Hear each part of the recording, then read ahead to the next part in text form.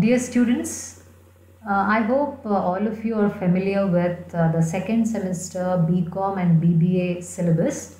The text which is prescribed by the University of Mysore is Intellection 2, as you can see in this slide, in the title of the slide.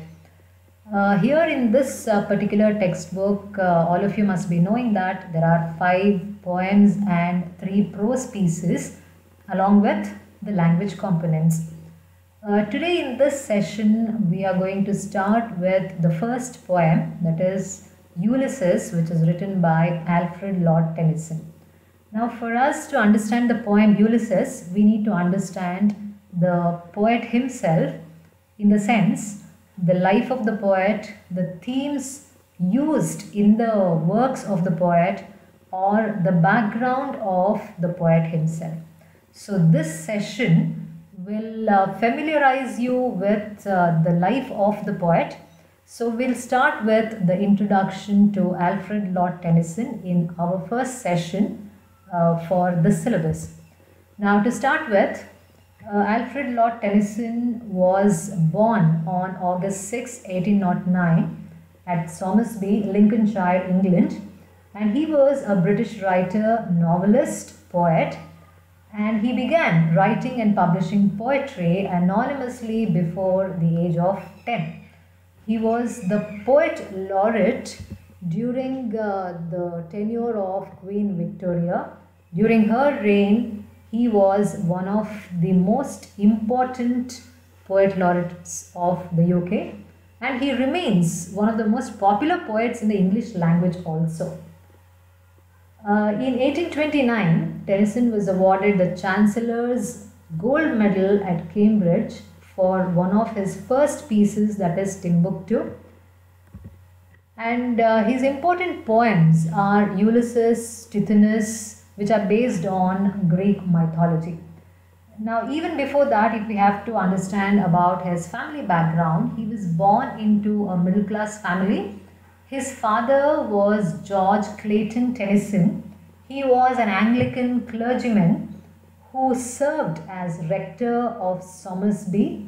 And Alfred Lord Tennyson's mother was Elizabeth Fysh Tennyson, and she was a student of King Edward Grammar School, Louth, from 1816 to 1820.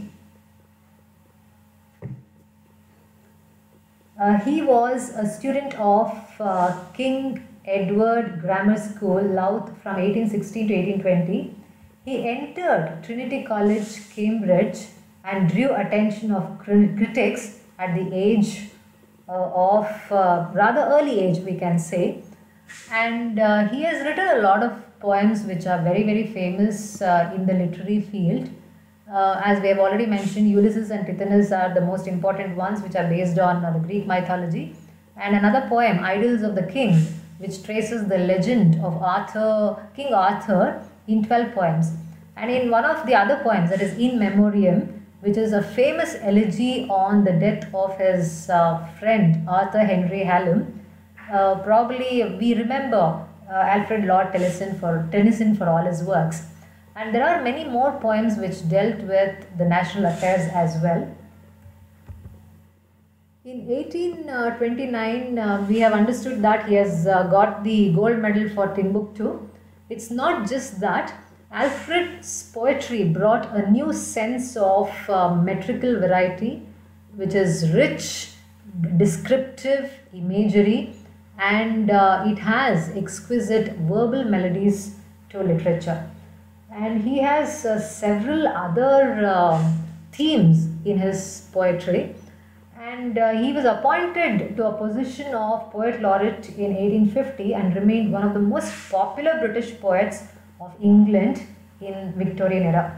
He held the position until his own death in 1892, the longest tenure of any laureate. Tennyson was the first to be raised to a British peerage for his writing. A passionate man with some peculiarities of nature, he was never particularly comfortable as a peer. And it is widely held that he took the peerage in order to secure a future for his son Hallam. He has a lot of themes which he has considered in his works. A few themes are mentioned in this slide. He has linked external scenery to interior states of mind in a few of his poems. The historical past, the mythological past are a few of the themes, and he has considered his own past in a few of his works. Geological time and evolutionary history also is a focus of a few works. Social and political concerns are also considered as the main focus in a few of his works. And he also, for him, keeping faith and having faith becomes very important theme in a few of his works. And he has very deep interest in contemporary science with an unorthodox and even idiosyncratic Christian belief. So famously, he wrote in Memoriam, which we have already mentioned in one of the previous slides, as an elegy on the death of his friend Arthur Henry Hallam. He has mentioned in that poem, "There lives more faith in honest doubt." So this is a very famous quote of Tennyson, which projects the concept of faith in one of his poems.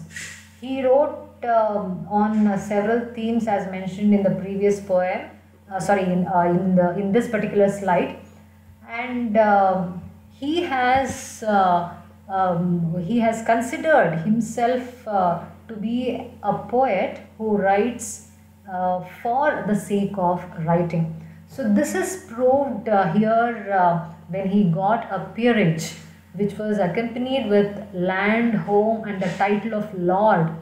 And that's the reason why he is named Alfred Lord Tennyson. Lord is a title, an honor given to him, and he accepted this honor not for the sake of honor, but for supporting his family. That is the only reason why he accepted this honor. He believes in writing for the sake of writing. So we can understand his kind of personality through this kind of gesture. So he accepted this particular honor only to help financially, probably to give financial stability to his children. After his 83rd birthday, he started experiencing the symptoms of gout and neuralgia. So his health started deteriorating, and that's how his works as well. And he died in 1892, and he was buried in Westminster Abbey. And at his funeral, he was given the honor of reading one of the poems at his funeral ceremony. Crossing the Bar is one of the poems which is written by Alfred Lord Tennyson, and this particular poem was read at his funeral ceremony. Actually, he had written this poem 3 years before his death, and after writing this poem, though he had written many more poems, he had very specifically mentioned that this particular poem should be placed at the end of his collections. And this particular poem was read at his funeral ceremony because this poem dealt with the concept of death and how to encounter or how to face death is the concept of this particular poem. So this was the poem which was read, and this was an honor, probably honoring the death of the poet. And even 200 years later after his death, Tennyson's poems are still known, studied worldwide, and he is known as the chief representative of the Victorian era.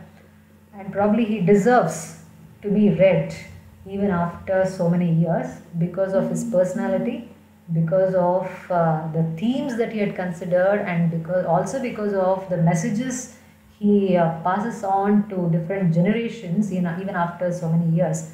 So there are very strong messages which he gives to the society through his works.